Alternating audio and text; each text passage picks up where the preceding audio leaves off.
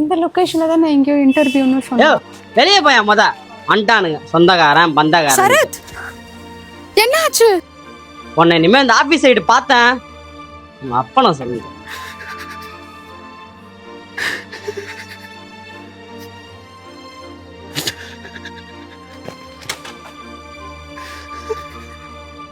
சரி ஓகே பாத்துக்கலாம். என் லைஃப் எப்படியே போயிருமாடி.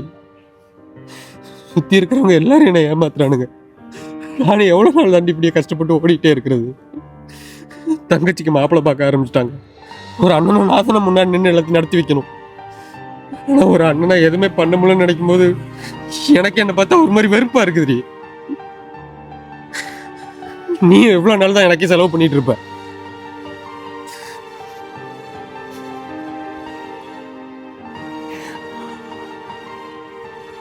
இப்ப என்ன நடந்து போச்சுன்னு உன்னை பத்தி நீயே இப்படி பேசிட்டு இருக்க?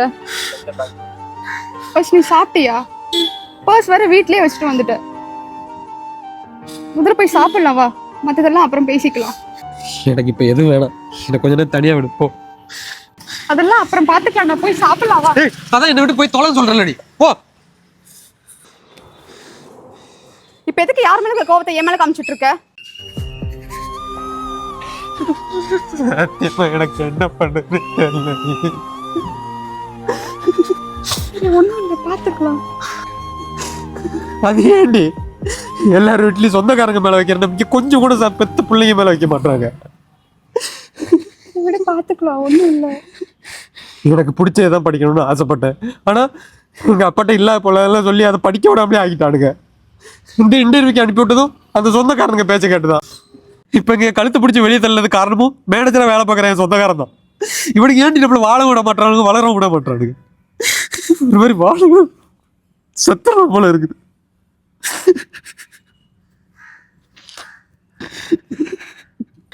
சரி ஓகே பாத்துக்கலாம். இங்க பாருடா, அவன் இப்படி சொல்றான் இவன் அப்படி சொல்றான்னு நீ உன்னையே தொலைச்சிடாத. என்ன ஆனாலும் நான் எப்பவும் உன் கூட தான் இருப்பேன். எவ்வளவு பெரிய பிரச்சனை நம்ம ரெண்டு பேரும் சேர்ந்து ஃபேஸ் பண்ணிக்கலாம்.